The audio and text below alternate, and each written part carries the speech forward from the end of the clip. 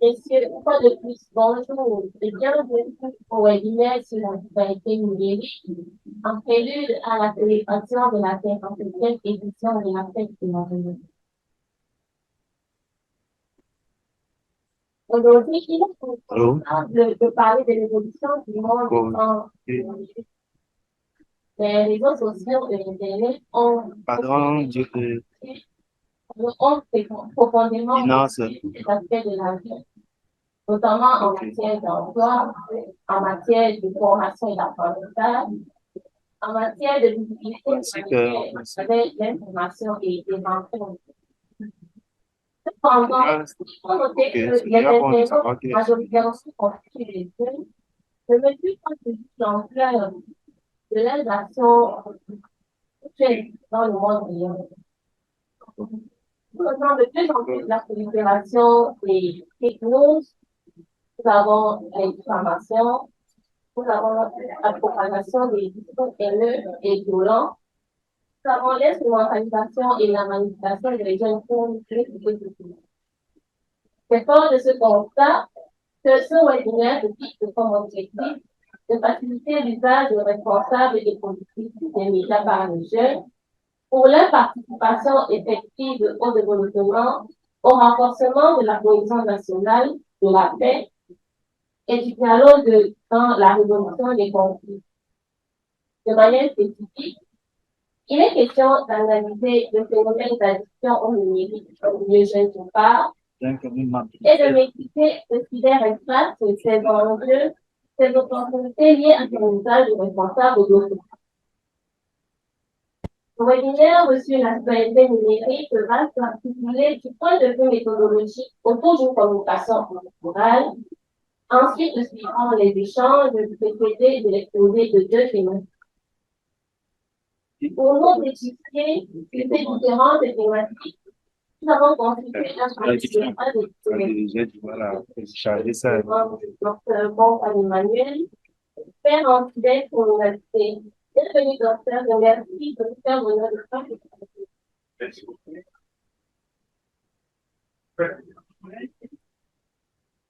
Présentant par la suite de M. Anton Gogel, expert en éducation au média et en bienvenue, messieurs, et merci d'avoir répondu. Merci, bonjour, c'est moi qui vous remercie pour l'invitation. Permettez-moi enfin de présenter le troisième panéliste en la personne de M.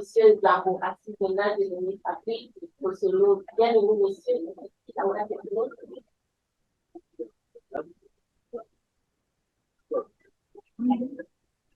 Nous remercions également toutes les personnes qui suivent ce webinaire en ligne.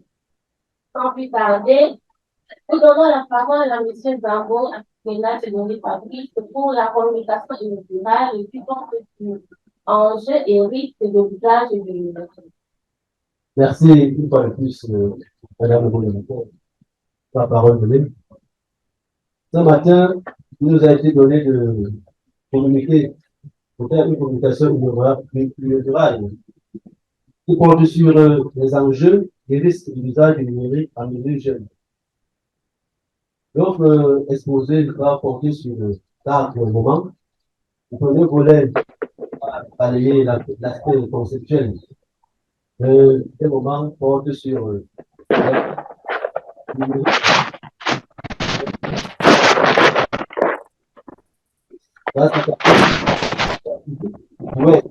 les médias sociaux. Et enfin, nous allons sortir par quelques questions qui vont nous permettre de mieux utiliser le numérique. Ce qui concerne l'aspect conceptuel, dans son article intitulé Numérique information aux approches critiques éducation permanente. Flügger définit le numérique comme une entité dont l'existence sémantique résulte d'un mouvement de balancier terminologique. Employé initialement pour désigner les technologies, entre autres la photo numérique, le numérique le son numérique, la télévision numérique terrestre, etc., l'adjectif a été substantivé alors même que le numérique constitue en partie une euphémisation selon Baron et Bush 2012 de ce qui était auparavant désigné par l'informatique. À l'inverse, l'informatique non commun néologique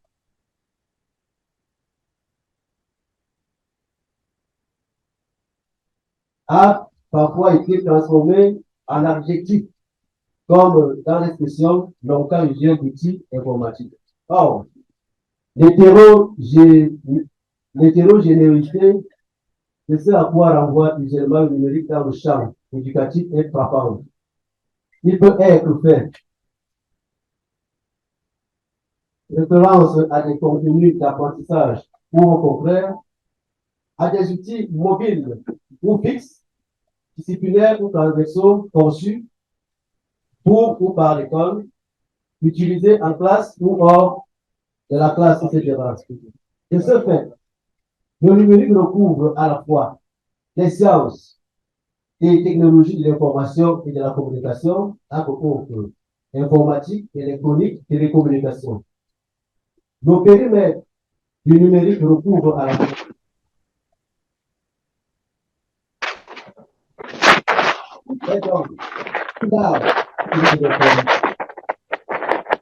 modifie l'activité.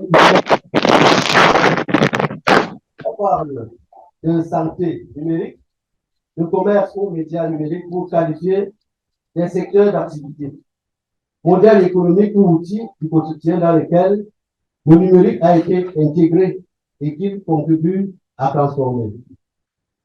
Le numérique embrasse donc le hardware et le software. L'hardware entendu comme matériel physique capable d'utiliser pour réaliser des travaux ou mener les activités avec le numérique. Comme exemple, nous avons l'écran de l'ordinateur que nous utilisons pour lire une page web et la souris que vous utilisez pour naviguer sur cette page web sont du hardware. En autres éléments, nous avons l'imprimante, la carte vidéo, le scanner, le CD-ROM, le routeur et le modem. Tandis que le software est une collection d'instruments permettant à un utilisateur d'interagir avec l'ordinateur. Le software est un programme qui permet à un ordinateur d'exécuter une tâche spécifique par opposition aux composants physiques du système. Donc, du hardware.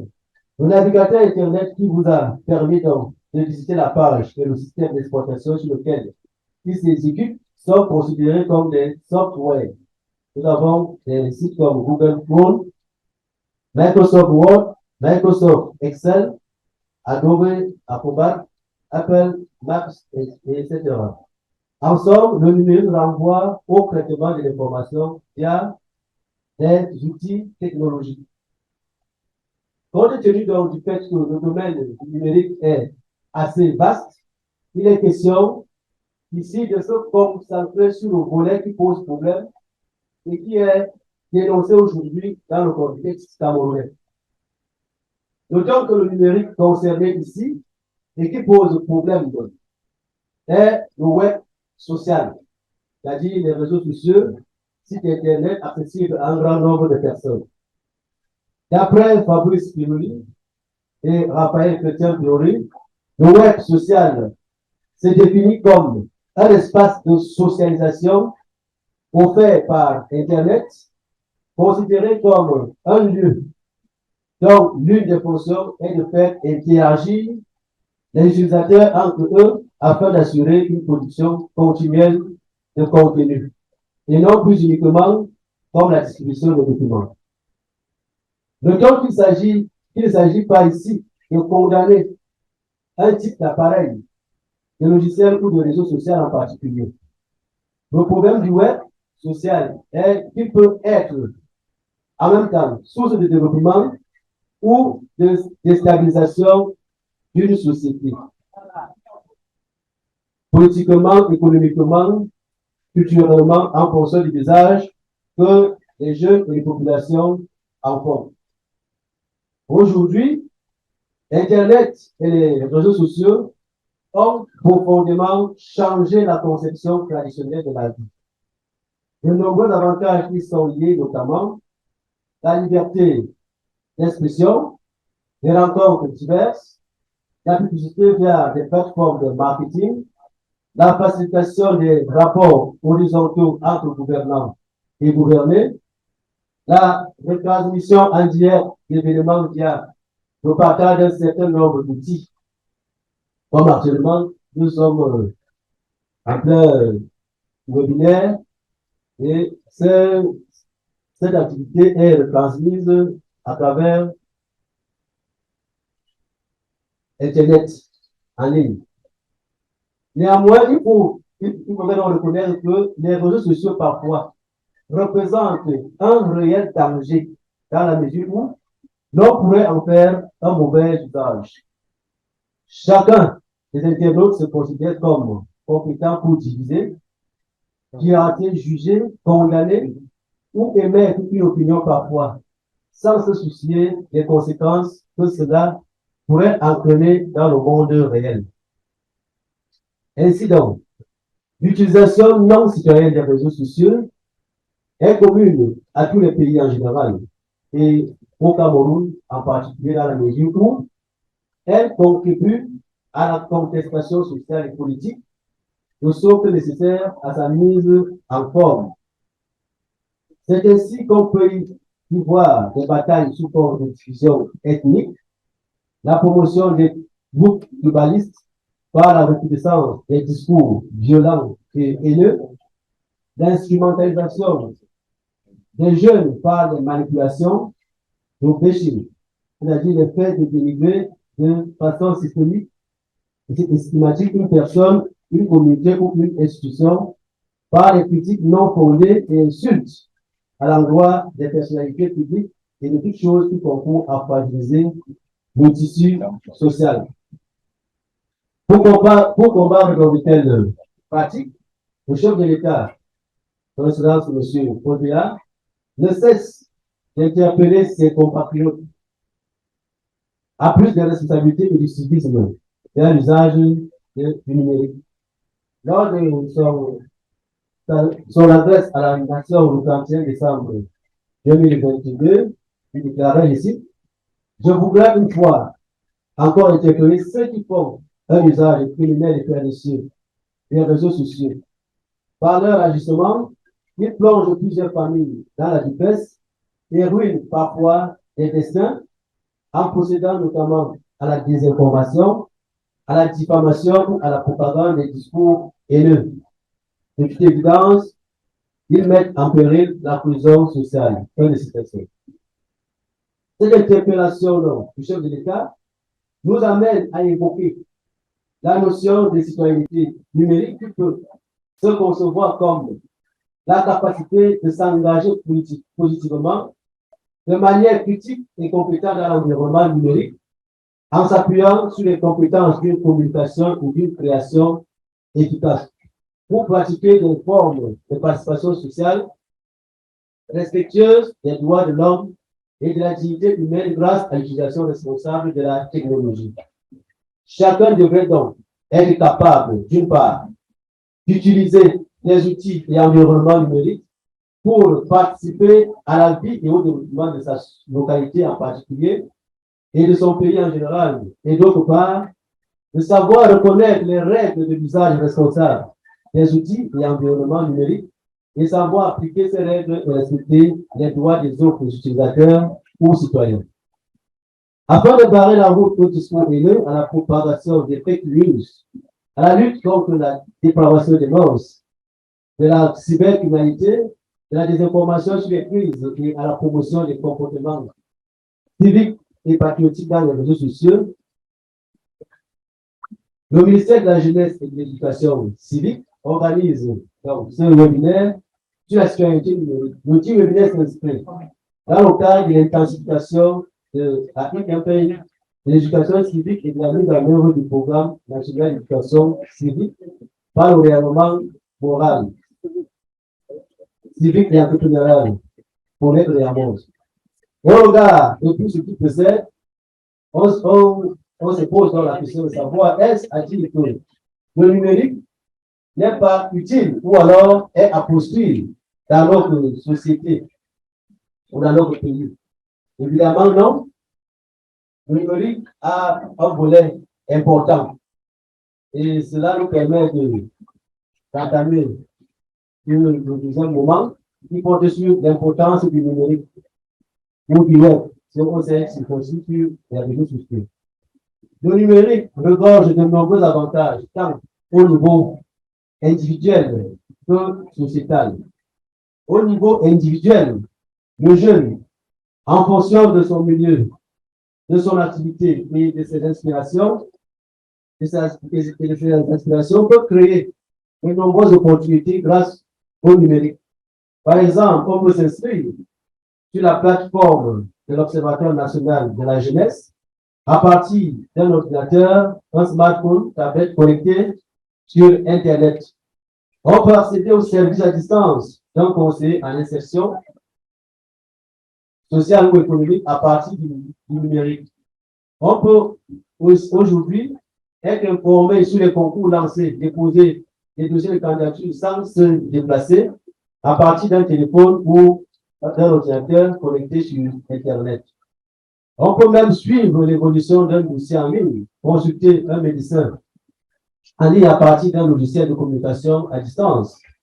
On peut suivre des enseignements étant confortablement assis sur son bureau ou à la maison. Et j'en passe. Les robots programmeurs peuvent aujourd'hui permettre de concourir un dispositif d'apprentissage utilisant le numérique. On peut concourir l'état de santé et de croissance d'une bande de volailles dans un processus d'élevage, etc. Donc, les exemples sont les gens. Au niveau sociétal, grâce au numérique, l'on peut développer des activités de production de masse, le commerce en ligne. Entre autres, nous avons les points Orange Money, MTN Mobile Money, qui sont des modes de paiement à distance au cours des transactions numériques. À présent, on va passer aux enjeux stratégiques du web et des médias sociaux. Nous notons que le numérique peut être un instrument de soutien et de lutte idéologique. Il permet de véhiculer la culture, la pensée, peut concourir et manipuler l'opinion. Il lui permet de maintenir l'hégémonie des sociétés sur d'autres sociétés. Par exemple, les fake news peuvent éveiller des émotions fortes, inciter à la haine, à la trahison, etc. À ce titre, le web peut être une arme fatale pour détruire la réputation d'une personne ou d'une communauté. C'est pourquoi il faut en user avec prudence. Le numérique peut également être considéré comme un instrument de régulation de la vie sociale, entre autres l'organisation des rencontres, la création de communautés professionnelles, scientifiques, ethniques, le partage d'informations à court réduit, la structuration et la personnalité des jeunes. Les réseaux sociaux, en particulier, peuvent continuer à organiser ou à déstructurer une société. Par exemple, des informations non contrôlées, mal regroupées ou servies de manière imprudente et non opportune peuvent créer des soulèvements populaires, nuisibles pour la paix, nuisibles à l'unité et à la prospérité de notre cher et beau pays. C'est pourquoi il faut en user avec prudence également. Le numérique peut aussi contribuer à l'intégration nationale. En effet, le bon usage du numérique permet le rapprochement des individus, des cultures et peut également faciliter l'acceptation des différences et la cohabitation. Notons également que le numérique est un puissant outil de soutien à l'enseignement, à l'éducation et à la formation. Les cours en ligne, les bases de données en sont des exemples frappants. Il est possible aujourd'hui de trouver toutes sortes d'informations utiles sur des sites Internet. Maintenant, pour sortir chacun devrait se poser un certain nombre de questions avant de penser à se connecter via un smartphone ou un ordinateur. Moi, en tant que jeune, quel est l'usage que je fais du numérique aujourd'hui? Par mon usage du numérique, est-ce que je contribue à la paix, à l'unité nationale, à mon édification personnelle ou à celle des autres? Ou alors, je passe le temps à diffamer, à mentir, à insulter, à harceler, à voler ou à passer pour quelqu'un dont je ne suis pas. Ces questions sont très importantes et chaque jeune usager du numérique doit toujours se les poser lorsqu'il s'apprête à se connecter, à cliquer, à commenter, à partager une information ou un document.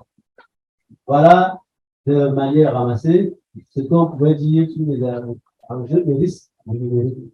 Je vous remercie.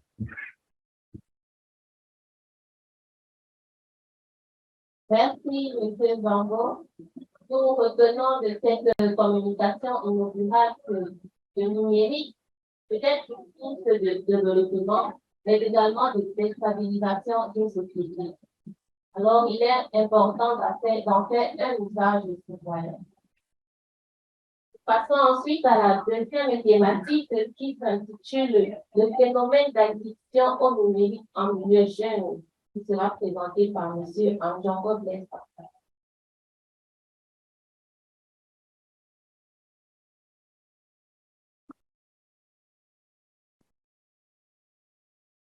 Bonjour la jeunesse.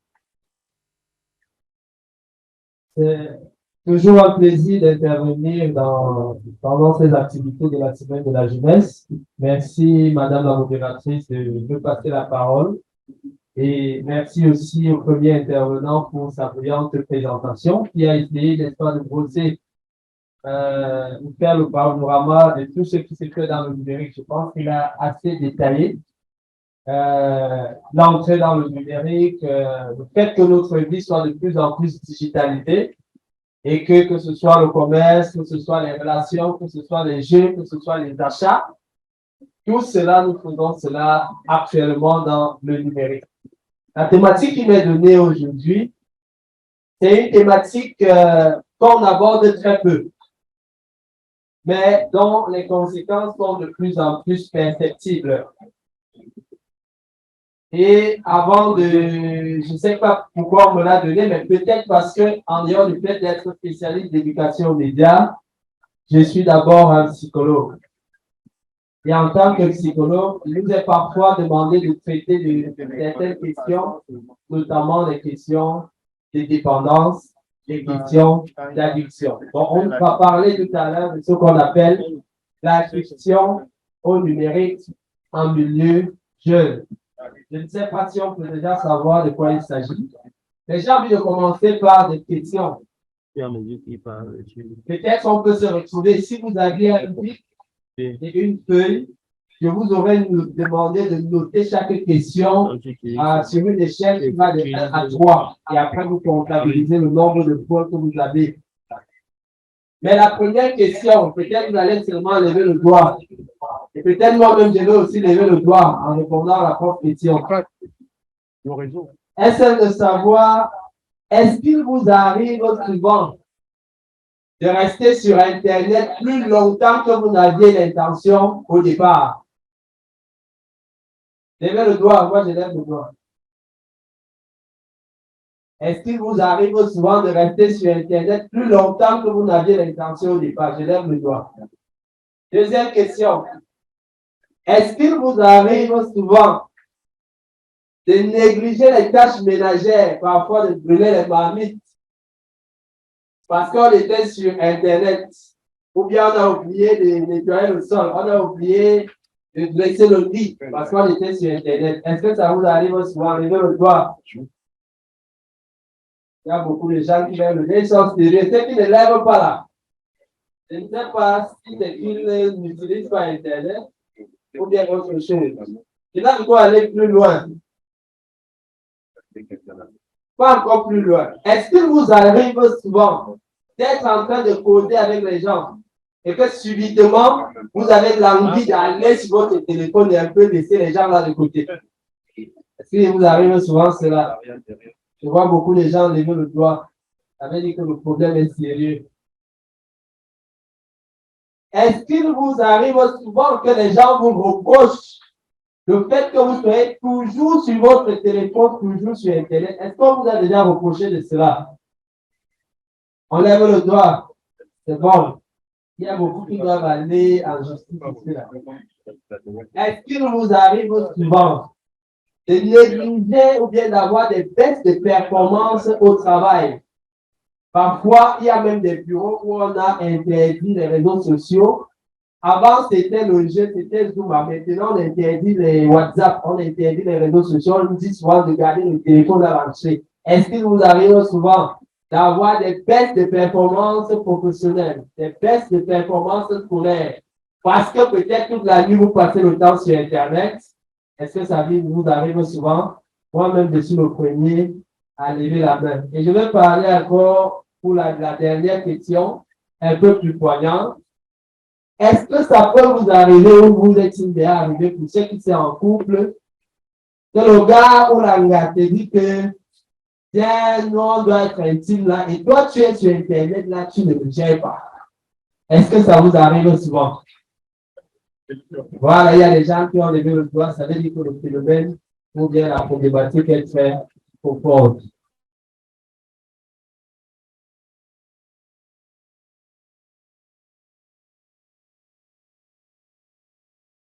Facebook, à la place de sixième, il y a quelle année au lycée de Guidère? On ne sait pas. Et 2 heures de temps après, vous voyez cette série, parce que ça marche en raison, et maintenant, il s'est préparé, ça fait comme ça, au mouvement comptable. Donc, ça, davantage, les gens vont plus à cause de ça, ça permet de connecter les gens. De nos jours, les réseaux sociaux sont un véritable phénomène de société. C'est devenu le prolongement de l'identité d'un individu. Ou même si tu fais la carte d'identité, le passeport, le permis de conduire, ou n'importe quel autre papier officiel. Les réseaux sociaux ont aujourd'hui l'identité numérique. Donc, on a ce qu'on appelle aujourd'hui votre identité. C'est ainsi que les nouvelles générations ne peuvent pas avoir de présence sur les réseaux sociaux équivaut quasiment à ne pas ici. Donc, dans 5-10 ans, ce ne sera pas. Moi-même, nos grands-mères, nos enfants, nos petits-enfants, leur créer les comptes. Maintenant, on va voir au bas de course les 6 grands avantages des réseaux sociaux. Le premier avantage, les réseaux sociaux participent à démocratiser l'éducation. Et ça s'est vu ici pendant la pandémie de la Covid. Beaucoup d'enseignants avaient un groupe WhatsApp qui permettait à l'enseignant d'envoyer des exercices aux élèves qui a le groupe WhatsApp. Donc, vous voyez un peu l'avantage du réseau social. Et le second avantage, notamment beaucoup de pays africains n'ont pas cette chance d'avoir des grandes bibliothèques, mais avec la recherche que vous pouvez faire via Internet, ça vous permet d'accéder dans les publications scientifiques des institutions comme Harvard, HEC Paris, et même Yaoundé Soares.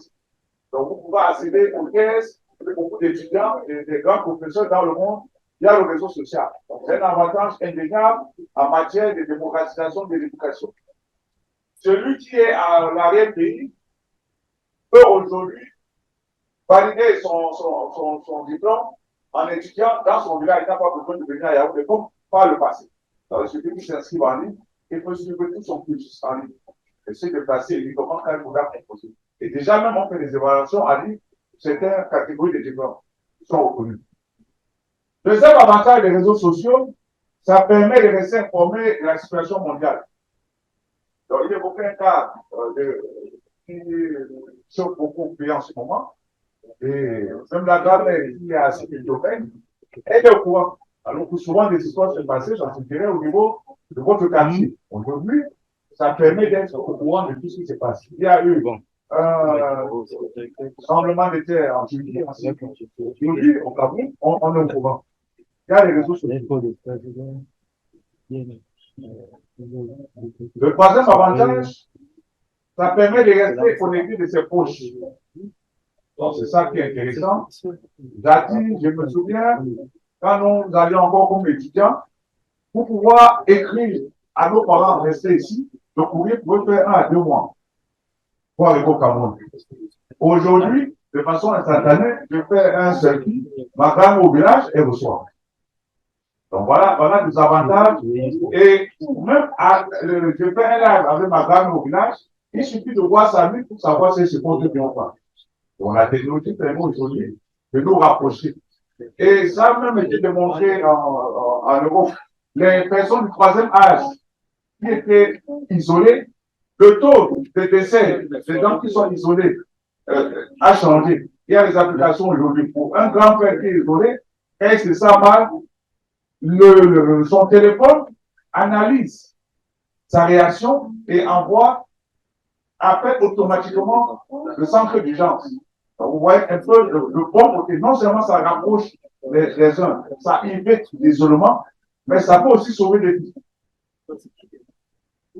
Le quatrième avantage des réseaux sociaux, ça ouvre la porte à beaucoup d'opportunités. Beaucoup d'opportunités. Le premier exposant dans son introduction a pris comme exemple, nous sommes ici à l'hôtel de ville, mais il y a des milliers de personnes qui sont connectées, qui sont en train de vivre, qui sont en train de suivre ce que nous sommes en train de faire. Donc, c'est dû à quoi, comme il a si bien indiqué, là, c'est au réseau social. Via l'application, les gens sont connectés à distance et nous suivent. Donc, Internet et les réseaux sociaux ont amené beaucoup d'opportunités. Donc, la création de nouveaux emplois, aujourd'hui, vous avez une idée, on parle des influenceurs. Ça n'existait pas avant. Les gens se font beaucoup d'argent avec ça. La création des web marketeurs, des gens qui font du commerce en ligne, mais aussi la possibilité de découvrir des activités et des connaissances inconnues. On a beaucoup via les réseaux. Ou de toucher des personnes qui étaient jusqu'alors hors de portée, notamment les stars, les personnes influentes et les politiciens. Aujourd'hui, chaque politicien se bat pour soigner son image via les réseaux sociaux. Il a un compte YouTube, il a un compte Facebook. Il recrute des gens, vous voyez, ce sont des gens du chômage, pour pouvoir animer cette page. Le cinquième avantage des réseaux sociaux, ça aide à créer un sens à la communauté. Et vous allez voir des groupes WhatsApp qui se créent anciens de la promotion 1968 ici par exemple. Donc, ça permet que cette communauté qui avait disparu, ils puissent être en contact et puissent échanger, avoir des nouvelles des uns et des autres. Tel militaire, leur promotion, ils ont une promotion de 2004, ça permet qu'ils restent en contact et s'entraident même quand l'un a des discussions ou se réjouissent quand une membre vient de procréer ou bien vient de se marier. Donc, vous voyez, ça crée pas mal de bonnes choses entre les hommes. Le sixième avantage, et le dernier que j'ai réservé pour vous, ça permet une prise de conscience collective. Les réseaux sociaux sont des outils puissants en train de mettre à l'évidence les problèmes fondamentaux de nos sociétés.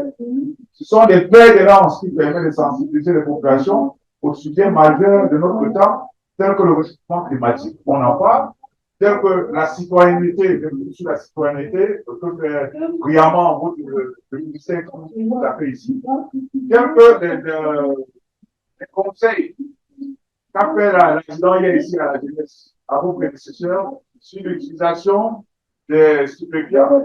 Donc, ça, c'est le réseau social permet de conscientiser.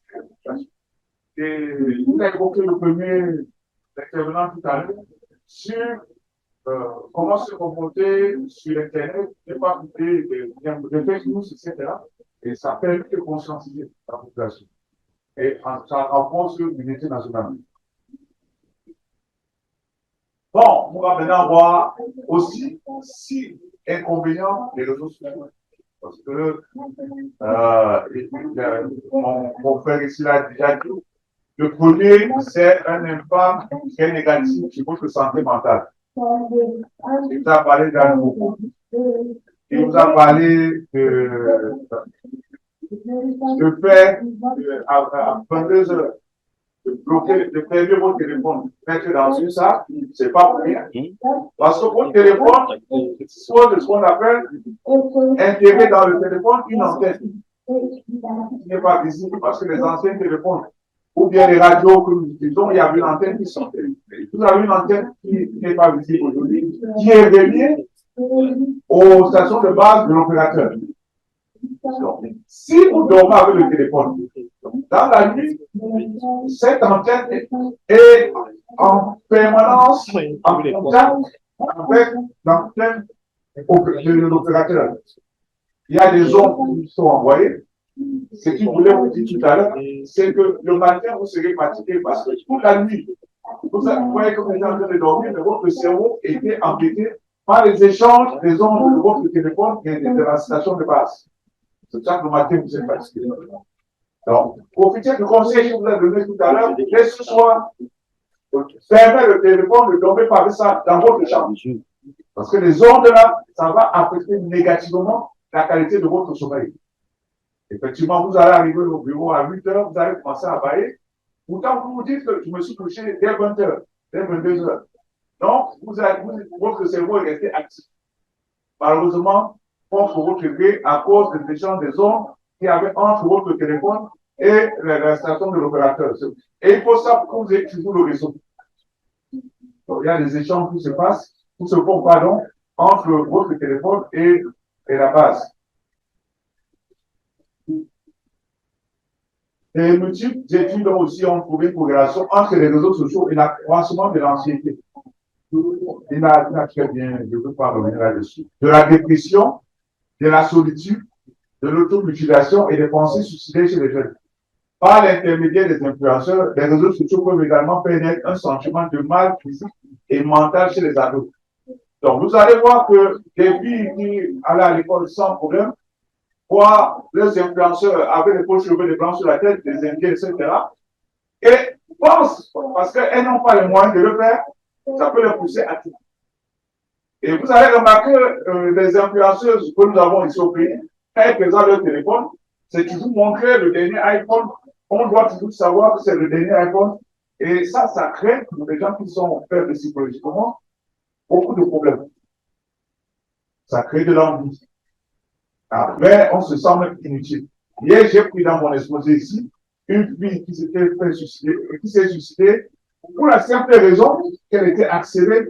On se moquait d'elle parce qu'elle était forte, elle était grasse. Donc, à un moment donné, elle regarde même mal ses parents, mais pourquoi vous m'avez même fait du moins de support? Elle commence à se poser des questions et pour éviter ça, mettre pas à ça, elle s'est donnée la mort. Vous voyez, justement. Les réseaux sociaux peuvent amener à des situations dramatiques. Les réseaux sociaux ont été conçus sciemment pour que vous soyez accro. C'est fait sciemment. Donc, rien que la conception, la convivialité, elle est sujet important, comme le cybercriminel. Vous allez voir comment c'est développé. Parce que là-bas, on se contente de partager des informations qui peuvent être utiles pour les citoyens. Mais les réseaux sociaux ont fait tout le génie pour pouvoir développer, pour captiver, et pour que vous restez longtemps, vous passez beaucoup de temps là-dessus. Et c'est fait sciemment.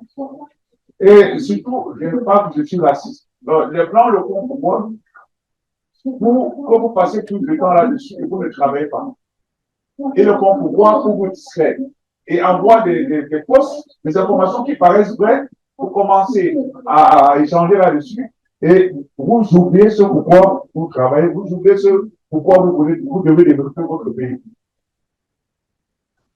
Cette manipulation, ils le faisaient avant. Alors, ils le font aujourd'hui de façon subtile par les réseaux sociaux. Vous allez vous rendre compte. Par exemple, dans votre voiture le matin, quand vous allez au travail, quelles que soient les fréquences des radios que vous allez capter dans votre voiture, tous ceux qui présentent, hommes comme femmes, parlent comme des blancs. et ce que vous appelez Waïtité. Pourtant, certains ont des doctorats, etc. Mais vous voyez jusqu'où ils ont été habillés. Et ça se fait par les réseaux sociaux. Je vais un peu sortir dans le cadre de cette affaire, mais si tu utilises les réseaux sociaux pour le faire, à l'époque, dans mon village, vous avez ce qu'on appelait les membres, les corps de la paix. C'était des Américains qui arrivaient dans vos villages et officiellement donnaient des coups d'amulette aux populations. Et apprenaient aussi à parler la langue locale. Et 6 mois après, vous vous rendez compte, cette blanche qui est signée ici au village, elle parle étonne mieux que beaucoup des natifs étonnes ici. C'était qui? C'était des espions, au fait, qui venaient pour le compte du gouvernement américain. Et arrivent les réseaux sociaux. Les Américains se disent bingo, comment est-ce qu'on peut faire pour exploiter ça? Parce que la fille qu'on envoie ici au Cameroun, dans un village, elle coûte cher parce qu'il faut payer bien d'avion, il faut payer la prime de risque, comme elle est en Afrique. Elle peut se faire, comme elle est la pauvre plantation au quartier et au village, elle peut se faire agresser. Puisqu'on voit que tous les blancs ont l'argent, on peut même, ça peut déboucher à une perte de vie humaine. La technologie, elle doit arriver. Le renseignement humain était devenu risqué et trop coûteux. Ils ont sauté sur l'occasion.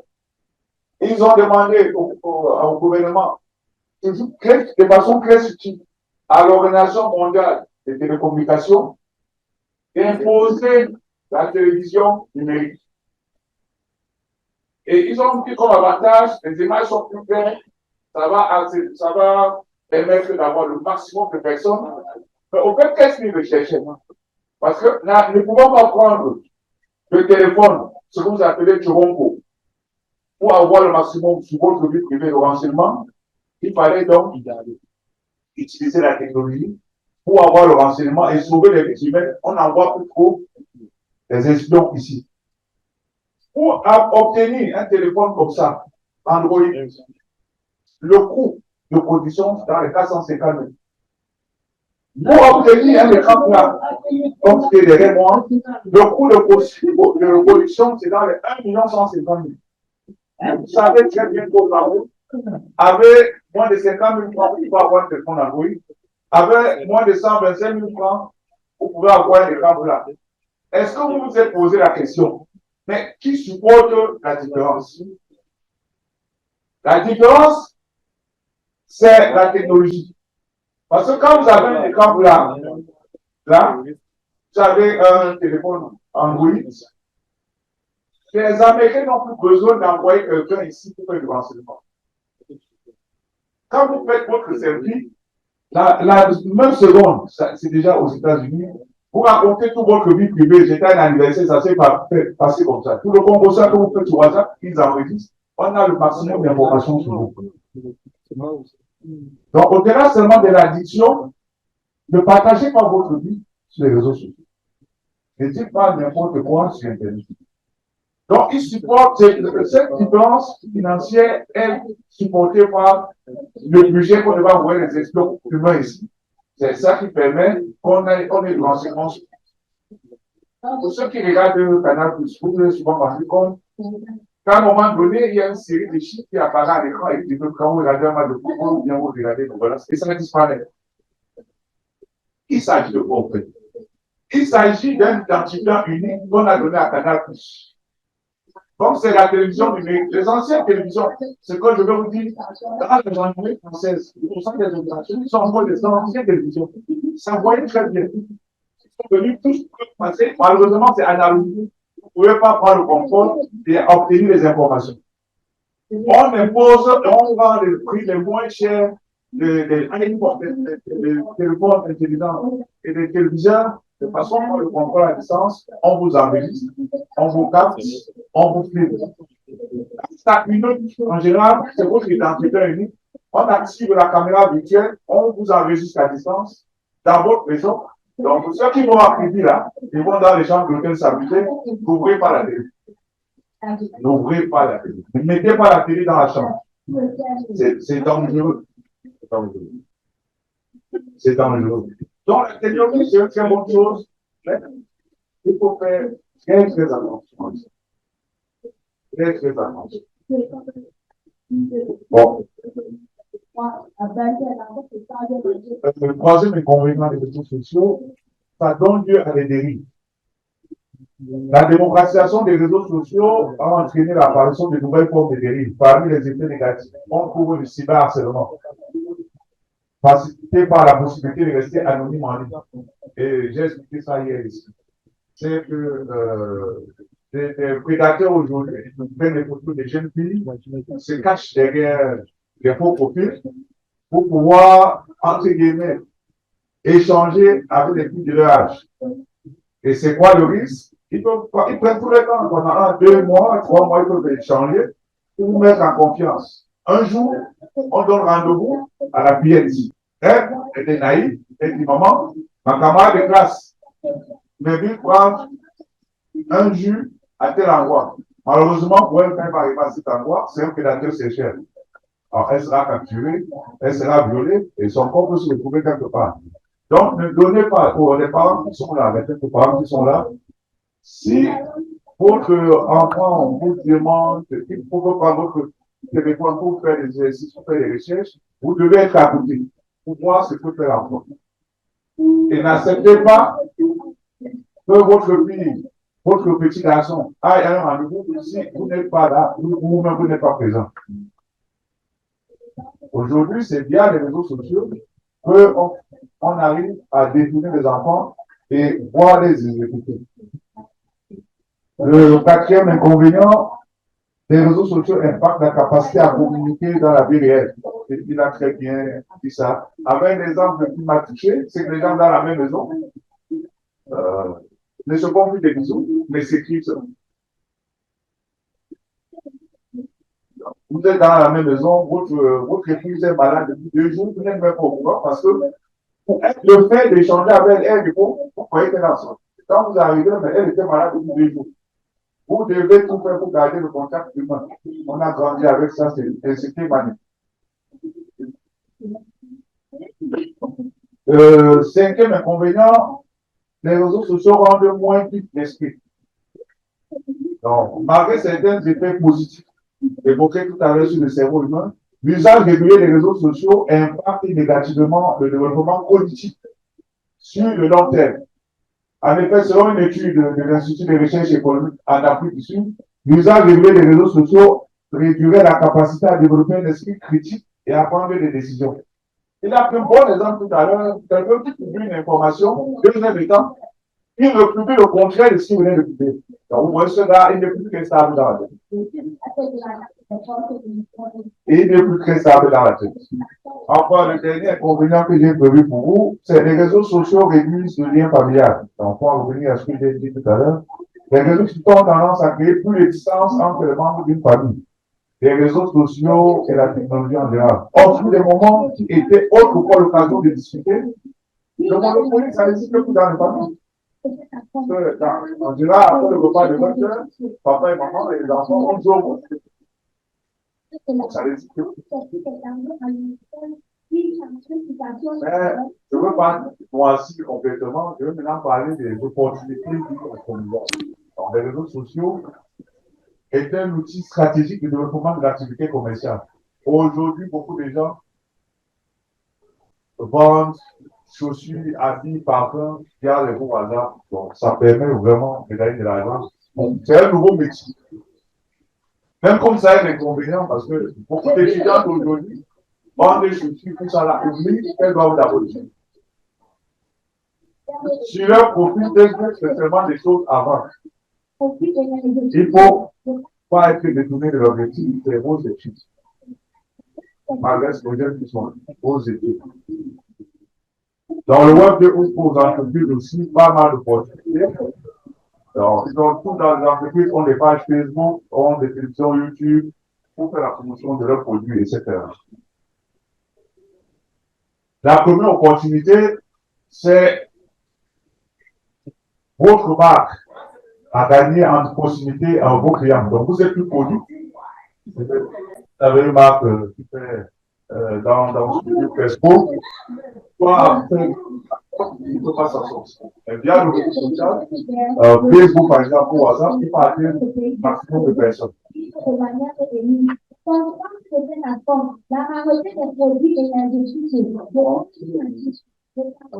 Et troisième opportunité, ça a davantage des collaborateurs dans les projets. Je vais revenir à notre pays. Le législateur gabonais a observé ce qui s'est passé dans les réseaux sociaux et a pris ses responsabilités. Donc, le Cameroun dispose depuis 2010 de 3 lois qui gèrent, contrôlent et répriment des comportements cybercriminels dans l'espace numérique camerounais. La première loi, c'est la loi numéro 2010 par 72 relative à la cybersécurité et à la cybercriminalité. La seconde loi, c'est la loi numéro 2010 par 013 qui régit les communications électroniques. Et enfin, la troisième loi, c'est la loi numéro 2010 par 021 qui régit le commerce électronique. Donc, la première gère la cybersécurité et la cybercriminalité. La seconde régit les communications électroniques. Et enfin, la troisième, le commerce électronique.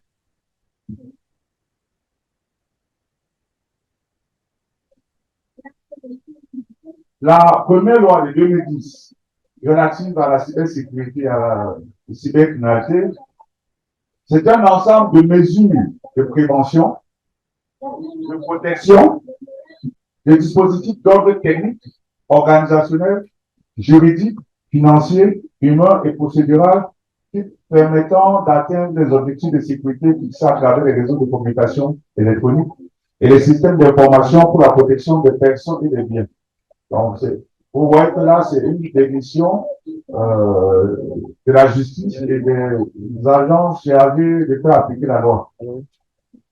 Et à ça, au Cameroun, est associé un organisme qui s'appelle l'ANTIC, où vous avez des OPJ à statut spécial, qui aident aussi à lutter contre ce fléau de cybercriminalité. Cette loi régit le cadre de sécurité des réseaux de communication électronique et des systèmes d'information. Il réprime toute infraction commise dans cet espace.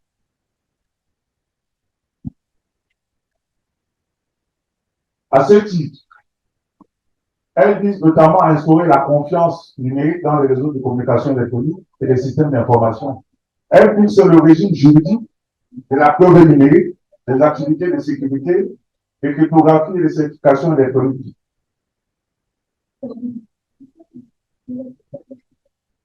Maintenant, ce que vous devez savoir,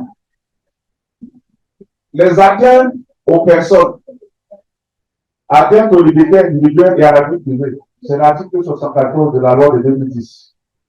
Atteinte spécifique aux droits des personnes au regard du traitement des données à caractère personnel, articles 75 et 84.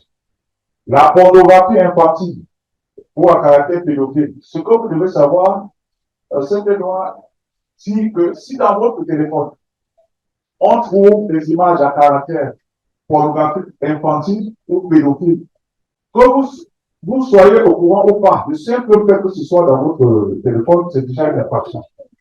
Et si vous commettez encore l'erreur de partager,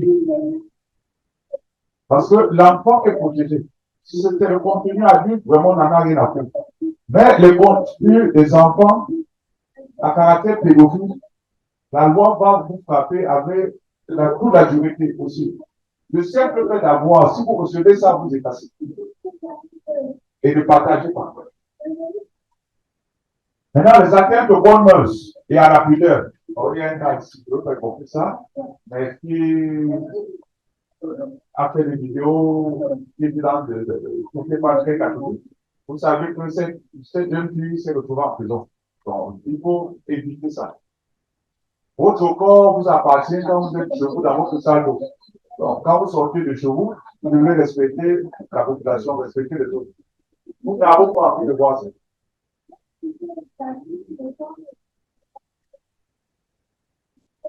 L'homosexualité, en article 83.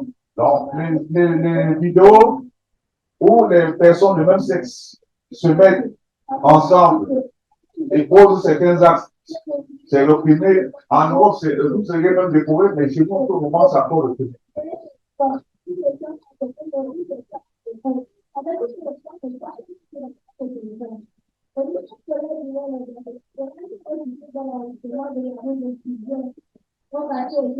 Les atteintes au système informatique. Un condamné de 3 à 5 ans d'emprisonnement et devant attendre le long de temps d'amende pour ceux qui accèdent quotidiennement dans le système informatique. C'est la loi de 2010 qui le dit. La loi ne s'est pas contentée que de faire les préventions, elle frappe aussi pour ceux qui vont mal se comporter dans cet espace. Les données, 3 à 5 ans d'emprisonnement,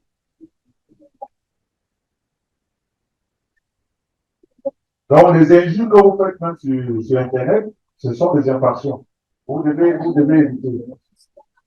Les sanctions de l'article 274 pour les fraudes informatiques, ça c'est le règlement CEMAC. Au-delà des 3 lois que j'ai évoquées tout à l'heure, qui parlait ajouter aussi, il y a un règlement intercommunautaire CEMAC qui reprime l'intrusion dans le système informatique. Donc, si par erreur vous entrez dans le système informatique, vous devez ressortir rapidement et écrire à l'entreprise ou au ministère que vous vous êtes retrouvé là par erreur. Si vous ne le faites pas, si un jour il y a une investigation, on se rend compte, il y a l'adresse qui fait votre machine, que vous êtes en fait un jour, vous êtes facile d'être condamné.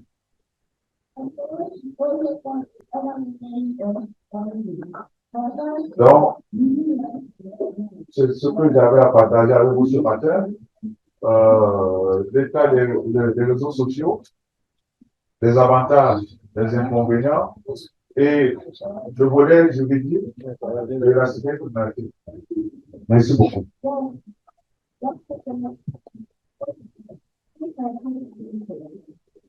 Merci, docteur Montan, pour ce client d'exposé. Nous retenons sorti de l'exposé du docteur Montan que les réseaux sociaux ne sont pas tout type de réseaux sociaux dont les principaux sont Facebook, Instagram, TikTok, entre autres. Nous notons également que les réseaux sociaux offrent de nombreux avantages, notamment l'emploi, l'accès à l'information, la prise de conscience collective.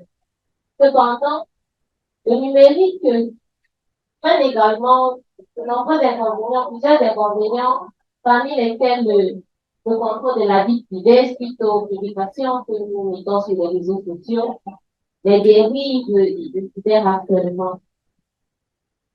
Pour réguler ce monde du numérique, le Cameroun dispose de 3 lois, notamment la loi numéro 2010/072 relative à la cybercriminalité et à la cybersécurité, la loi numéro 2010/03 qui régit le commerce électronique et la loi numéro 2010/021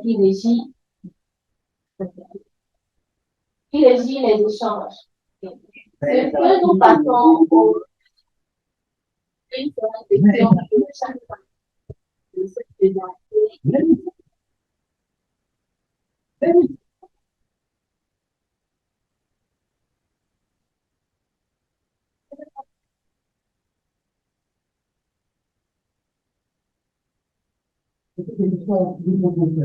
On parle de la partenariat qui comme ça, qui est Internet, on va couper et toucher les enfants. La prochaine reprise. La reprise. Merci. La première fois, nous allons accueillir une mouvement. Elle nous compte.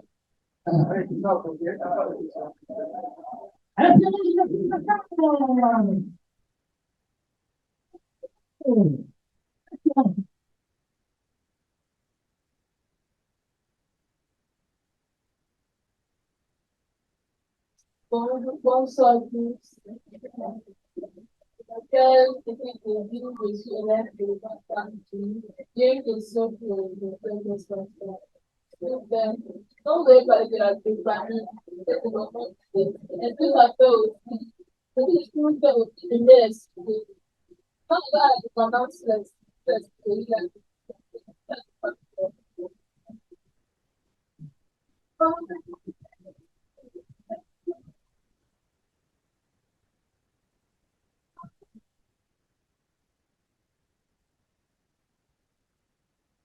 Ok, merci pour cette question qui peut-être va un peu m'embarrasser parce que nous sommes là dans le domaine de la science dure, de la biologie.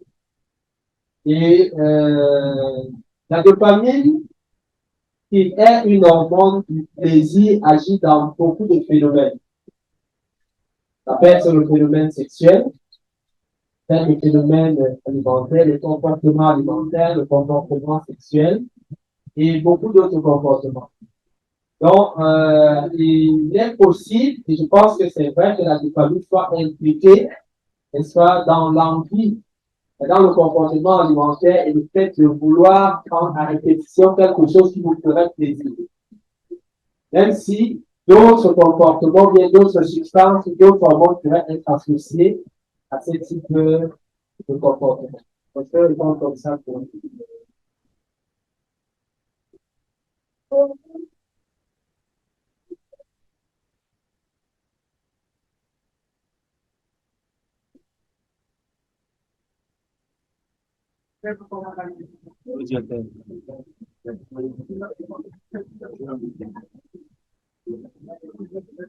Non, c'est même pas un problème à poser.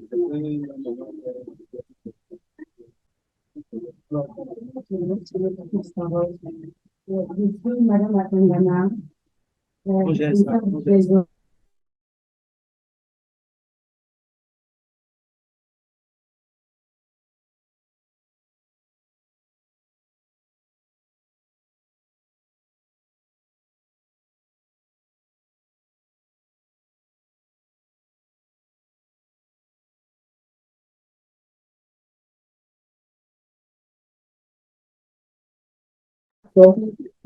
va dire que le temps n'est pas bien de faire à continuer.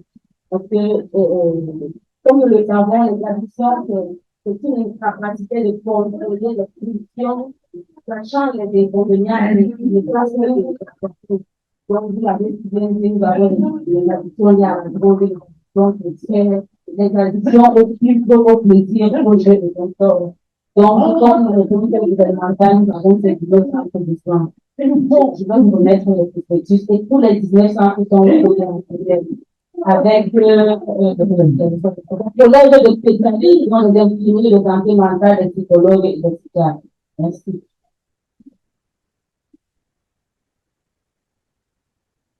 Ok, merci pour cette précision. C'est vrai que j'aurais peut-être dû préciser aussi, quand j'insistais sur l'absence de centre, c'est pas dans le cadre de certaines, je sais qu'il y a, en tout cas, il y en a plein de centres qui gèrent les questions d'addiction, questions de drogue et tout cela.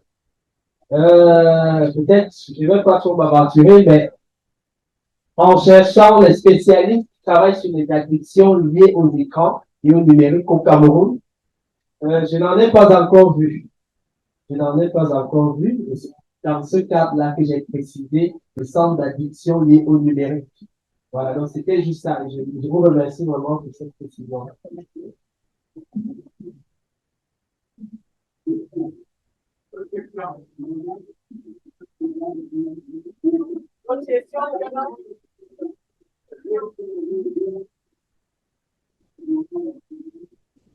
Eh bien, est-ce qu'il y a d'autres questions? Questions? Profitez d'en poser autant de questions que vous pouvez sur tout ce qui concerne la cybercriminalité et tout ce qui a été dit. Voilà. C'est plutôt le selfie. J'ai vu un doigt quelque part là, c'était le selfie. Et posons. Je crois qu'il n'y a plus de questions. Il y a des questions sur Je vais poser des questions à certaines personnes. Voilà, on va donc faire poser des questions à certaines personnes parce que nous savons qu'il y a des questions et que vous ne voulez pas les poser. Nous commençons par la troisième internationale. Voilà, une question. Venez poser, même si c'est il n'y a pas de questions, venez levez-vous, venez nous dire ce que vous avez retenu aujourd'hui. C'est devant les caméras. Hein.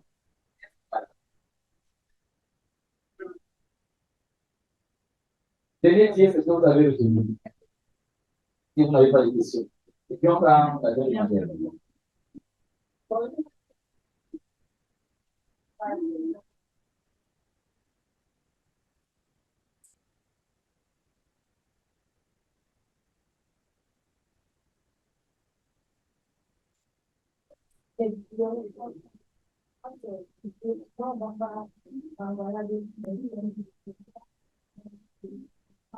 Finalement, il y a une question. Maintenant, on a un gros différent, on peut parler de ça. Merci beaucoup. Parce que la vidéo, ma pris la vidéo, comment vous suivez?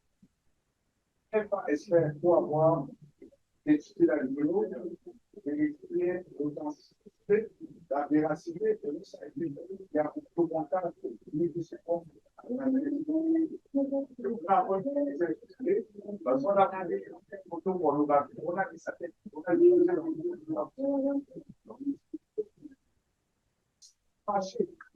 quelle vidéo, ça donne un peu de matière, sans pouvoir nous voir. Et il sera normal de nous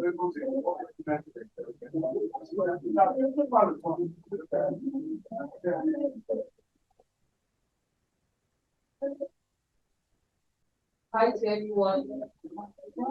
Person Asia of Frankie Secondary School and my investment is going fast now.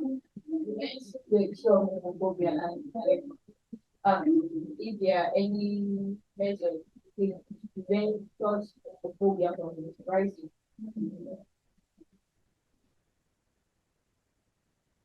Ok, merci pour la question. Est-ce que il y a des mesures à prendre pour la homophobie? Je pense que c'est la dernière chose que j'ai dit lorsque j'intervenais. Avant d'arriver à la phobie, il y a des mesures à prendre quant à la façon de gérer les écrans, de gérer le téléphone, de gérer Internet. Je voulais dire qu'il faudra prendre du temps, d'être capable de se séparer, d'être capable de se donner du temps, de ne pas toujours être sur Internet. Il ne faut pas faire du téléphone sa priorité. Parce qu'il y en a des gens, je voulais prendre l'exemple de la fille qui est décédée, parce que son père, à 16 ans, a confisqué son téléphone. Il faut se donner des limites, il faut se donner des moyens de pouvoir mettre une distance entre nous et l'objet.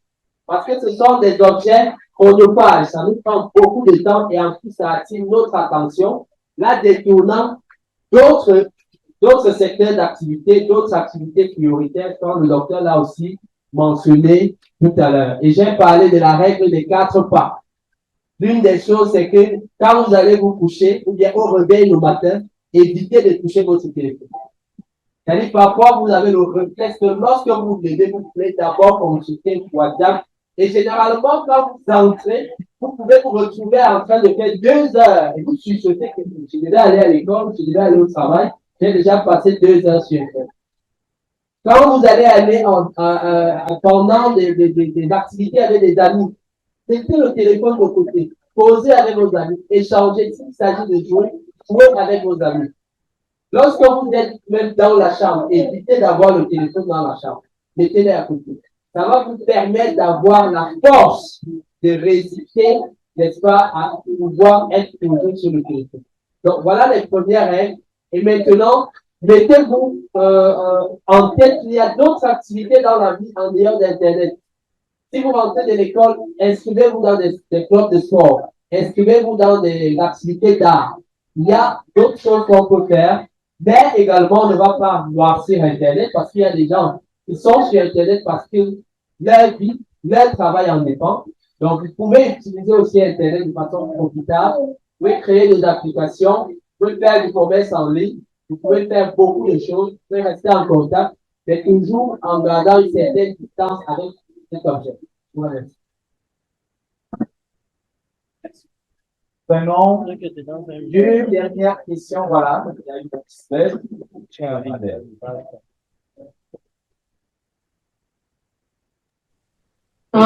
la maison avec Barcelone, c'est ma petite qui sort là demain.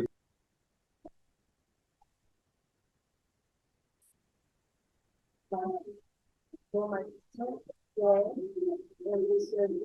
avait dit que, comme les gens de l'Union cette commune, observer ça dans le on envoyé des exemples là et le téléphone.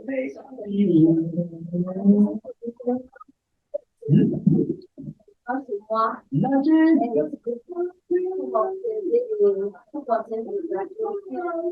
Seulement le cas, pourquoi le gouvernement et l'État ne prend pas ça en charge? Parce qu'on a aussi un gouvernement qui va absolument ici.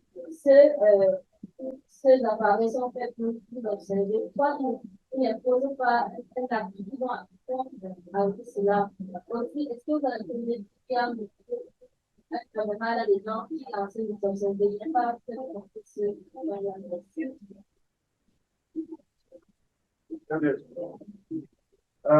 En général, quand vous avez un téléphone en main, ce n'est pas un téléphone que vous avez en main. Vous avez un ordinateur à qui on a doté des fonctions de téléphone. Quand vous avez un écran plat à la maison, ce n'est pas un téléviseur que vous avez en main. Vous avez un ordinateur à qui on a donné les fonctions de téléviseur. C'est ça que vous allez vous rendre compte que le téléviseur écran plat que vous avez à la maison, ça a les mêmes sorties USB comme un ordinateur. En fait, c'est un ordinateur que vous avez. Et l'abonnement Canal Plus que vous payez, sans publicité, c'est un abonnement qui vous donne un décodeur numérique. L'écran que vous achetez, comment n'a pas de caméra.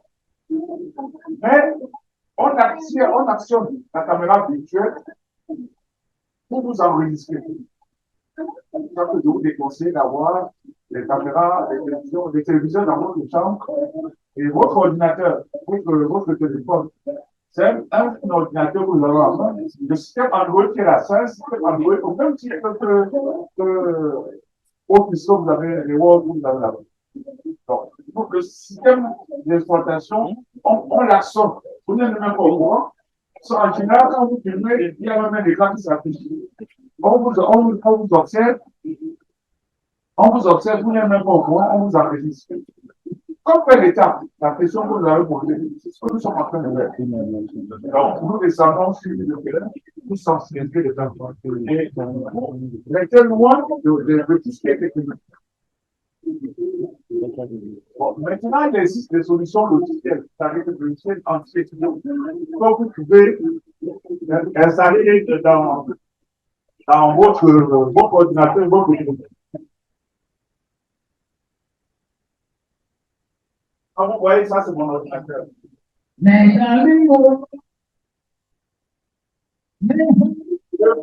Je vois qu'on fait le contrôle de l'ordinateur à distance. Vous avez vu ce que j'ai installé ici. Je bloque la caméra.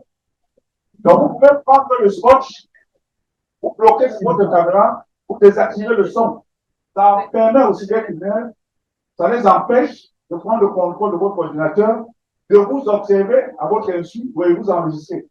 Donc, si je fais ce GPSR, même s'il a réussi à franchir les barrières sécuritaires que j'ai mis dans mon système, la caméra est ici, on ne voit pas. Bon, si vous avez un laptop à la maison, vous prenez le scope, vous n'utilisez pas votre webcam, vous touchez la caméra. Parce que quand vous êtes sur Internet, vous n'êtes plus seul. Votre ordinateur est relié à la planète Terre. Vous ne savez pas. C'est ça que vous allez voir dans votre lycée. On va vous faire une rotation d'un ordinateur qui ne. À 8 heures, on va vous utiliser l'ordinateur qui ne pas votre bureau. Vous allez vous mettre à travailler. Vos collègues seront même jaloux, finalement cet ordinateur sera la crise. Mais à 6 heures, qu'est-ce qui se passe? Sans une intervention humaine d'un de vos collègues, l'ordinateur commence à redevenir lent. Ça appelait le service informatique. Ils sont occupés. Quand ils débarquent à 13h, ils se rendent compte que, pour qu'ils n'en s'en essaient plus à rien, l'ordinateur est devenu normal, ça va devenir la même. Vous savez ce qui s'est passé en temps? Et c'est parce que tout simplement, vous avez un ordinateur de dernière génération qui vous a été doté, et dessus, vous ne travaillez que sur Word Excel. Donc, c'est des choses qui ne sont pas très gourmands en ressources. Il n'avait pas mis de logiciel de sécurité, et le pirate s'est rendu compte. Et comme il y a des gros contrats, donc, vous êtes en train d'utiliser tout ça de votre processeur. Vous avez un processeur de dernière génération, vous n'utilisez que 4% pour faire le courrier du lecteur que vous avez souvent le Excel. Il s'est rendu compte qu'il a pris le contrôle de votre ordinateur, a envoyé du travail là-bas, votre processeur est en train de faire des calculs au même moment que vous travaillez sur votre ordinateur. Vous êtes plus sur votre machine, vous n'êtes pas au courant. C'est pour ça que c'est devenu là.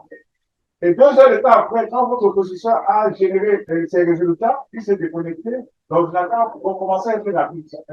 On a plein de choses qu'on devait faire, comme ils faisons là, on peut sensibiliser. Ne vous connectez pas à votre ordinateur à Internet sans mettre un minimum de sécurité. Les minimum de sécurité sont des logiciels antivirus, des logiciels anti-logiciels espions. Ça existe. On vous dit même que c'est gratuit, mais nous, on sait qu'il faut acheter. Parce que dans notre monde, il n'y a pas Mohamed. N'achetez pas d'installer rien de gratuit. Un logiciel antivirus, c'est dans lequel nous sommes censés faire. Et ça vous protège pendant 1 an. Donc, si vous évitez 2 jours d'avoir aller sur la maternité, pour avoir 15 jours, et sécuriser votre ordinateur. Si les gars vont pour 2-0, un week-end d'économie, vous allez voir ce jour-là, ça vous permet de sécuriser votre ordinateur. Donc, l'État fait ce qu'il peut. Pour voir la gendarmerie ici, c'est pour attirer votre attention, vous sensibiliser là-dessus. Autre chose? Ça va? Ça va? Merci. Il faut, avec la permission du docteur, ajouter que chaque fois que vous recevez des liens, vos interpellants, vous avez gagné quelque chose, il ne faut pas les ouvrir, ce sont ces logiciels espions-là. OK? Parce que vous n'avez rien joué, mais subitement vous avez gagné quelque chose. Bonjour à tout le monde, je suis Gauthier. Ma question, c'est pour le monsieur qui parlait de l'addiction. Donc, monsieur, en tout écoutant, en fait, on a l'impression que le spécialiste qui s'occupe de l'addiction à la drogue, et celui qui s'occupe de l'addiction au téléphone, rien de différent entre les deux. Mais je pense qu'un addictologue est un addictologue. Ça veut dire que si je suis capable de gérer une addiction à l'alcool en tant qu'addictologue, je peux gérer une addiction au téléphone. Parce que les mécanismes qui entrent dans le processus d'addiction du dépendant sont les mêmes mécanismes. Quand vous regardez chez les gens, c'est politique. Donc, c'est tout ce que je voulais savoir, en fait, parce que la gamme le centre. Je pensais que peut-être dans l'intérêt de vous dire que s'il y a des personnes qui souffrent d'addiction de téléphone, c'est centre de la clinique parce que elle a dit ou même si vous ne trouvez pas par quelqu'un qui a une dépendance au téléphone, il pourra mettre sur une thérapie, il y a des thérapies sociales.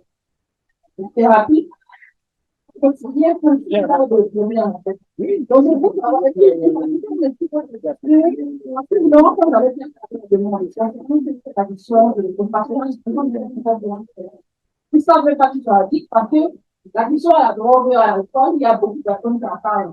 Mais quand on a cette addiction dans un groupe, il y a sûrement des personnes qui en souffrent, mais qui ne sont pas au cas. Donc, ça fait qu'à un moment donné, c'est d'abord ça le problème. Donc, ma question est de savoir, est-ce que vous pensez que quelqu'un qui a une addiction à l'alcool ou au cannabis, il ne peut pas prendre en charge une personne qui a addiction au téléphone? Ok, merci. Je pense que ça revient à la problématique de la spécialisation. C'est des débats, c'est des longs débats que je n'aime pas souvent prendre en compte parce que si je suis psychologue, je peux vous dire qu'il y a au moins peut-être une cinquantaine de spécialisations en psychologie. Et que moi, je ne peux pas me présenter comme psychologue pathologue alors que je ne sais pas. C'est la même chose, même dans le je n'ai pas envie de dénigrer, mais il faudrait qu'on apprenne à faire un travail tel qu'on l'a appris. Quand vous avez appris, parce qu'il y a des outils qu'on utilise lorsqu'on veut évaluer l'addiction, la cyberaddiction, qui ne sont pas les mêmes lorsqu'on veut évaluer une addiction à la drogue, ou bien lorsque déjà qu'il y a des addictions aux substances, il y a des addictions comportementales. Il y a donc des spécialistes dans chacun des domaines. À ce que je sache pour l'instant, il n'y a pas encore des personnes qui aient été formées ou qui se sont véritablement, il y en a quelques-uns que je connais déjà, avec qui je travaille, qui sont en train de se former de façon spéciale les addictions, mais même pas comportementales de façon. Donc, s'il y en a qui font dans les drogues et disent que parce que je fais dans l'addiction à la drogue, ça veut dire systématiquement, je peux traiter une addiction, je vous dis que c'est très peu. Parce que en allant ailleurs, quand vous arrivez ailleurs, les spécialistes de l'addiction, de la cyberaddiction, ils ne parlent de façon générale, ils vont vous parler des drogues et tout, mais ils sont vraiment forts et spécialisés parce qu'ils ont des outils bien précis pour le numérique. Vous pouvez être dans les drogues et vous ne connaissez même pas ce que TikTok veut dire. Vous pouvez être un spécialiste de tel sans vraiment être de faire des formations supplémentaires ou des formations continues pour maîtriser la gestion des addictions liées au numérique. Qu'est-ce que vous pouvez Merci. Nous allons prendre quelques questions en ligne. Monsieur Wanji, bonjour. Bonjour. Ok, c'est bon. Bonjour, monsieur. Bonjour. Bonjour, mesdames et messieurs. Merci de m'avoir passé la parole. Oui, je suis membre de l'association camerounaise d'éducation aux médias. Oui, en fait, j'ai une seule préoccupation. Je vais m'adresser à mon président qui vient de parler tout à l'heure, mon président, monsieur Andjongo Blaise Pascal. Lui qui est non seulement mon président, mais c'est aussi un aîné académique. Oui, la question que je m'en vais lui poser est celle de savoir si lorsqu'on devient un cyber-addict sur des questions positives, est-ce qu'on va encore considérer cela comme un danger dans la mémoire ou dans l'esprit d'un individu? Bon, et l'autre chose que je voudrais dire, en fait, c'est un petit apport que je veux évoquer ici, en disant tout simplement à mes frères et sœurs qui sont, qui ont des téléphones Android, qui sont sur Internet chaque jour, surtout mes cadets qui sont au lycée et qui sont dans des associations et tout ça. Le conseil que je vais leur donner, surtout les élèves, est celui de faire souvent que lorsque qu'ils ont un téléphone Android et qu'ils ont des groupes WhatsApp avec leurs camarades, ils doivent plutôt utiliser ces téléphones Android pour des raisons positives. C'est-à-dire quoi? Nous sommes par exemple dans une salle de classe où nous avons des téléphones Android.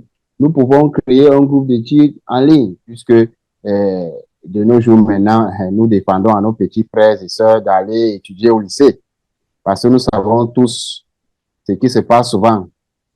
Alors, de créer des groupes en ligne pour travailler, c'est vraiment très émouvant. Donc, c'est le petit conseil là que je vais leur donner.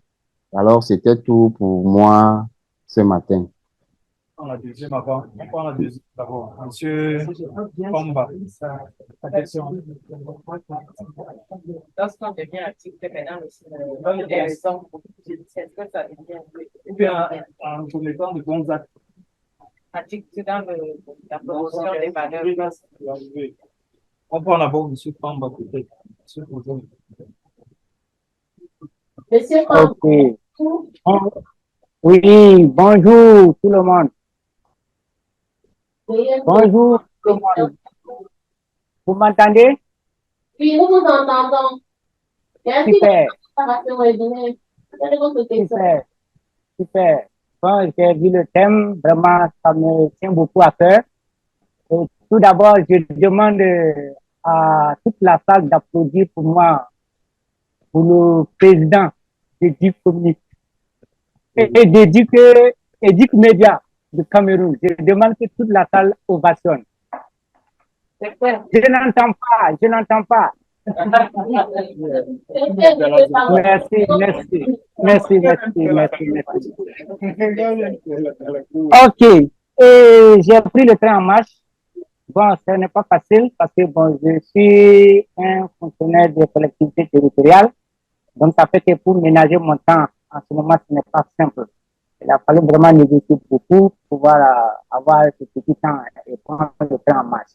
Voilà, depuis que j'ai découvert Éduc Média, en tout cas, je ne regrette pas. Et surtout qu'on traite aujourd'hui de la citoyenneté numérique. Mais je suis déçu par la jeunesse aujourd'hui parce que quand je regarde le nombre de participants en ligne, je vois que ce n'est pas nombreux. Donc, vraiment, je suis découragé. C'est pour dire que les Africains n'ont toujours compris. Alors que Éduc Média est en train de montrer notre chemin. Par exemple, je suis au Burkina parce que je suis en train de vous suivre. Mais c'est un petit moyen que j'utilise et je suis en train de vous suivre. Imaginez si j'allais prendre l'avion, j'allais aller chercher passeport, ensuite chercher visa. Non, mais avec le téléphone même, on arrive à être sur la place mondiale. Ok, bref. Maintenant, j'ai pris le train en marche. J'ai appris quelque part, on a parlé de la sécurité sur, comment on appelle ça, de l'ordinateur. Surtout une fois qu'on est connecté. Bon, j'aimerais si c'est possible qu'on revienne là-dessus, pour que je puisse comprendre un peu. Et puis là, puisqu'on parle souvent de la protection des données personnelles. Je ne sais pas si vous aussi, ici, on parle aussi. Voilà, moi, j'aimerais comprendre encore davantage. Monsieur Kamba, excusez-moi, nous Oui. n'avons pas bien. Pouvez-vous Il dit qu'il n'a pas, il parle de la protection des données personnelles. Qu'est-ce qu'on peut revenir dessus? On en parle, voilà. Et excusez-moi, bon, je suis Lompo Kamba, je suis de l'association à projet AE, voilà, qui œuvre pour la promotion de l'emploi. Mais l'éthique, c'est ma passion. Ok, il y a une troisième et dernière question de M. Evina. Monsieur Evina, vous avez la parole. Monsieur Evina, bonjour. Son micro n'est pas activé. Je viens d'activer votre micro.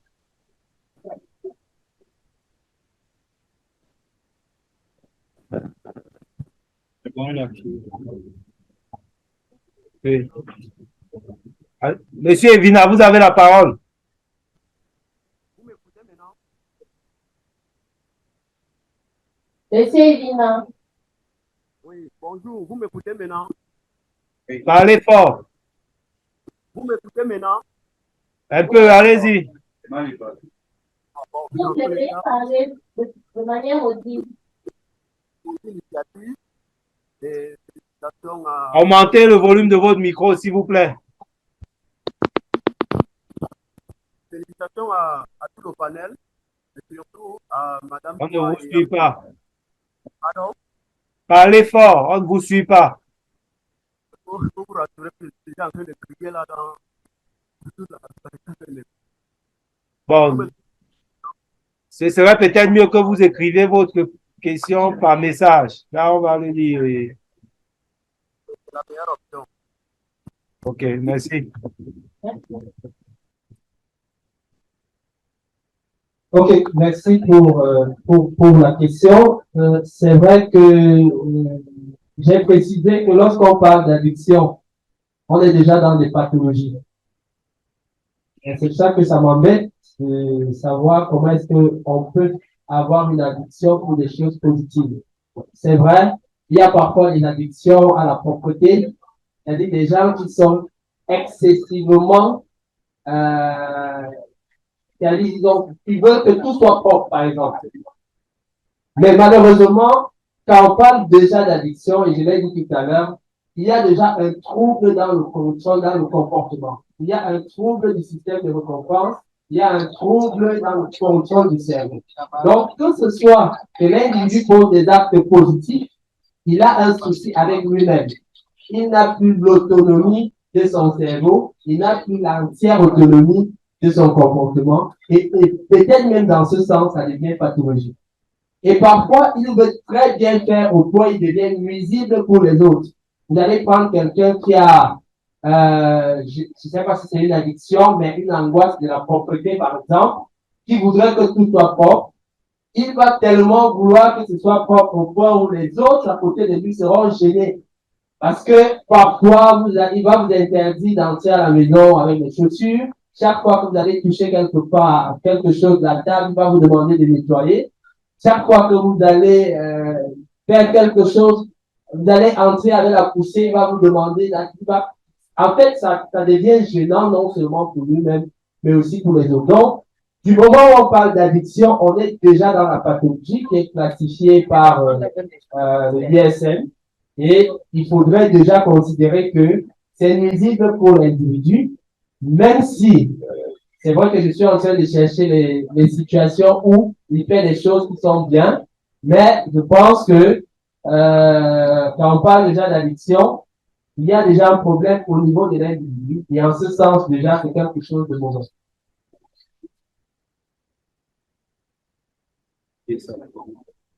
Très bien, merci.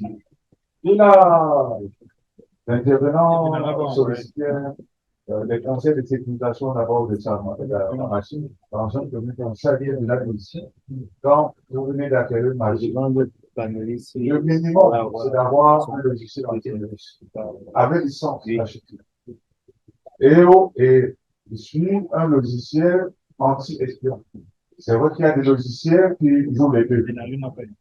Et je parle plus de la machine, c'est que vous devez savoir, vos téléphones aussi Android doivent être équipés de logiciels anti-virus et anti-espion. Ça existe. Il suffit de googliser, vous sollicitez un logiciel anti-espion, anti-virus pour système Android, donc vous allez trouver. Bon, ceux qui ont les téléphones du système iPhone, iPhone gère ça pour vous. Il y a pas mal de choses de protection que iPhone le fait à votre place. Sa deuxième question était sur la protection des données à caractère personnel. Il existe dans le monde un organisme qui s'en occupe. L'Afrique a déjà validé, beaucoup de pays ont déjà cet organisme. Dans le Cameroun, on n'en a pas encore. Ça s'appelle le RGPD. Donc, ça s'inscrit du RGPD, Règlement de protection des données à caractère personnel de l'Union européenne.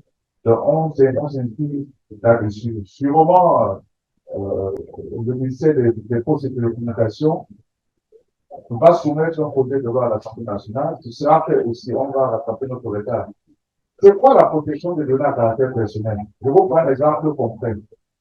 En Europe, quand vous êtes sur, vous avez votre email, le matin, quand vous l'ouvrez, vous voyez qu'on vous a envoyé du courrier, généralement appelé dispatch.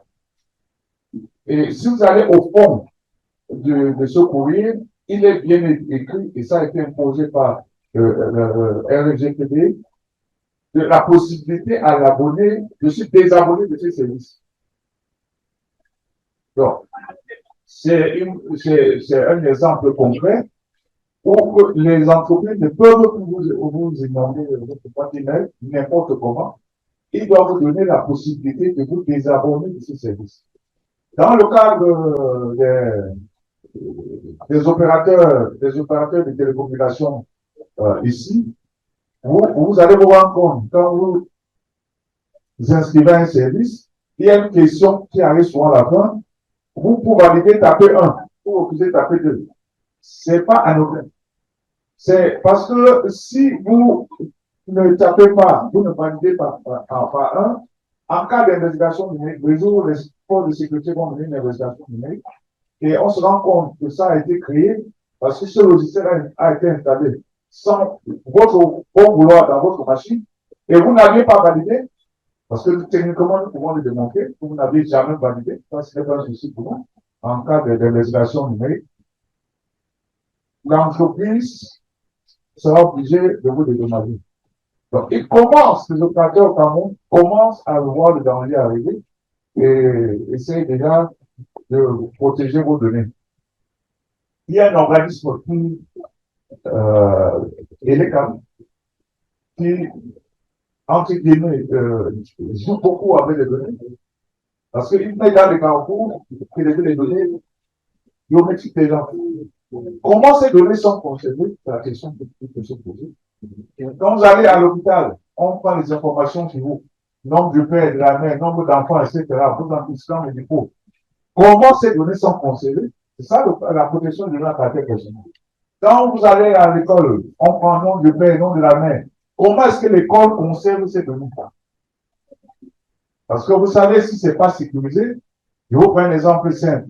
Vous allez à un hôpital, une clinique, vous faites traiter, tous les vos données sont dans un serveur. Si le serveur n'est pas sécurisé, nous allons prendre le contrôle de ce serveur. On sera au courant de votre âge, votre ennemi, de vos parents, le nombre d'enfants, etc. Un jour, vous allez aller chez un assureur, vous voulez souscrire une assurance maladie.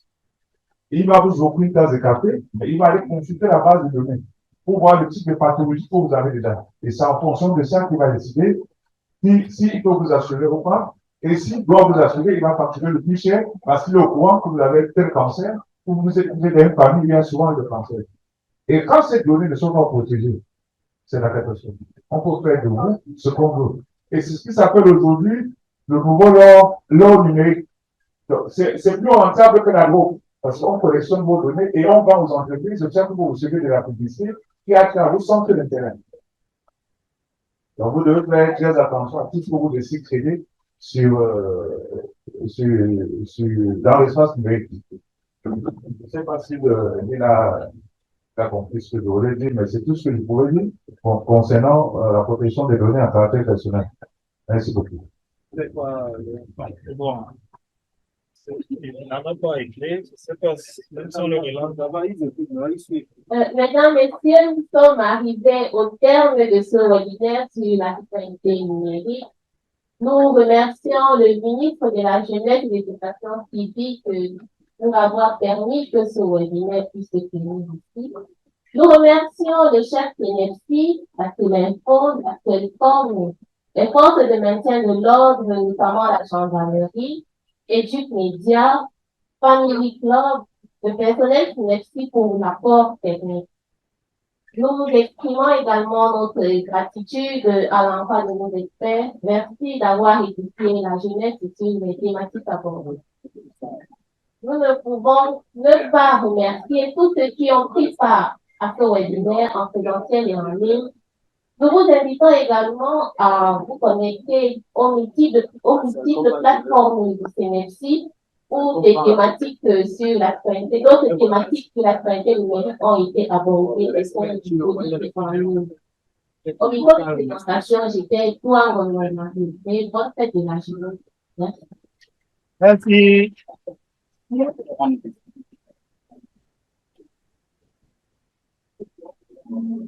S'il vous plaît.